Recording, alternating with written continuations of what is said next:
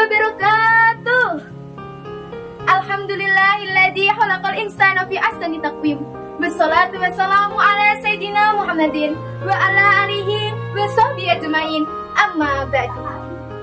Puji dan syukur mari kita panjatkan kehadirat Allah Subhanahu wa taala, yang mana karenanya kita dikehendaki menjadi orang yang berani untuk beramal baik. Salawat dan salam semoga terlimpah curahkan kepada sang pendobrak kebatilan, penegak kebenaran, yakni kekasih kita semua, Sayyidina Muhammad Sallallahu Alaihi Wasallam. Tidak lupa kepada para keluarganya, para sahabatnya, para tabi'in tabi'at, dan kepada kita semua yang mudah-mudahan diakui sebagai umatnya. Amin, amin ya robbal alamin. Para dewan juri yang saya hormati, para teman-teman yang saya cintai, dan hadirin sekalian yang namanya tidak bisa saya sebutkan satu persatu, namun tidak mengurangi rasa takdim dan hormat saya kepada hadirin sekalian. Semoga kita selalu berada dalam lindungan dan keridhaan Allah Subhanahu wa taala. Amin ya robbal alamin. Hadirin rahimakumullah, seiring dengan berjalannya waktu yang diiringi dengan semakin melemahnya moral dan perilaku, membuat kehidupan pada zaman kita sekarang jadi penuh dengan rintangan, penuh dengan penurunan dan hambatan perkembangan akhlak serta moral, khususnya di kalangan anak-anak yang rentan dan kaum remaja yang sampai sekarang tidak terbilang berapa orang yang menjadi korban. Bila kita alihkan pandangan ke dunia pendidikan, banyak guru yang tidak terpenuhi hak-haknya, bahkan jauh lebih nista daripada itu. Seperti guru menjadi sasaran tindak penganiayaan. Guru dilaporkan ke pengadilan hanya karena murid didiknya terkena sentilan. Yang padahal kita tak tahu bahwa takkan ada guru, bahkan guru menjadi sasaran pembunuhan hanya karena murid didiknya tidak suka pelajaran yang gurunya pegang.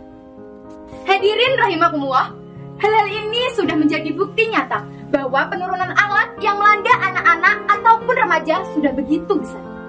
Bagaimana yang harus dilakukan? Allah memberikan simbol dalam Al-Quran bahwa karakter seorang murid kepada gurunya itu harus menghormati, menaati, dan memuliakannya. Sebagaimana dalam Al-Quran diceritakan sejarah perjalanan Nabi Musa alaihissalam ketika berguru kepada Nabi Khidir alaihissalam. Dalam mempelajari ilmu kehakikatan, Nabi Musa mendeklarasikan dirinya sendiri kepada Nabi Khidir alaihissalam bahwa dia akan menghormati, menaati, dan memuliakannya dalam proses pendidikan mencari ilmu, sebagaimana tercantum dalam Al-Quran surat Al-Kahfi ayat 69. Qala satajidunil insa'allahu sabirahu wala ahsilaka amroh, yang artinya dia Musa berkata, dengan izin Allah kamu akan mendapatkan aku termasuk orang yang sabar dan taat atas perintahnya, yakni perintah Nabi Khidir alaihissalam. Alhasil, di akhir kemudian, Nabi Musa lulus dalam berguru kepada Nabi Khidir alaihissalam atas kedisiplinan dalam melaksanakan prosedur-prosedur yang benar sebagai murid didikan. Dalam ayat ini terdapat banyak hikmah bahwa jika ada seorang murid dan guru, baik siapapun itu gurunya, mau yang baru, mau yang lama, mau yang muda, ataupun yang tua, maka adab yang harus dilakukan murid terhadap gurunya ada 3, yaitu 1. Menghormatinya. Di dalam sebuah kitab klasik karya Syekh Muhammad Salim Al-Fadil dikatakan bahwa di antara cara seorang murid menghormati gurunya adalah 1. Dilarang berjalan di depan guru kecuali dalam keadaan darurat. 2. Dilarang mendahului pembicaraan dengan guru kecuali atas izinnya. 3. Dilarang banyak berbicara di hadapan guru. Jangankan banyak berbicara dalam hal yang sia-sia, banyak bicara dalam hal yang mengundang pahala pun mempunyai batasan-batasan yang harus diperhatikan. 4. Harus mengetahui situasi dan kondisi guru. Bila sang guru sedang dalam keadaan sakit, maka murid harus bagaimana? Bila sang guru dalam keadaan sibuk, maka murid harus bagaimana? Bila sang guru dalam keadaan butuh bantuan, maka murid harus bagaimana? Inilah adab dan kewajiban seorang murid terhadap gurunya. Adab kepada guru yang kedua adalah menaati segala perintahnya. Seorang murid wajib menaati semua perintah dari gurunya, kecuali perintah untuk bermaksiat, seperti guru memberikan perintah untuk tawuran, atau guru memberikan perintah untuk berpacaran. Maka murid dalam hal maksiat seperti ini dilarang untuk menaati gurunya.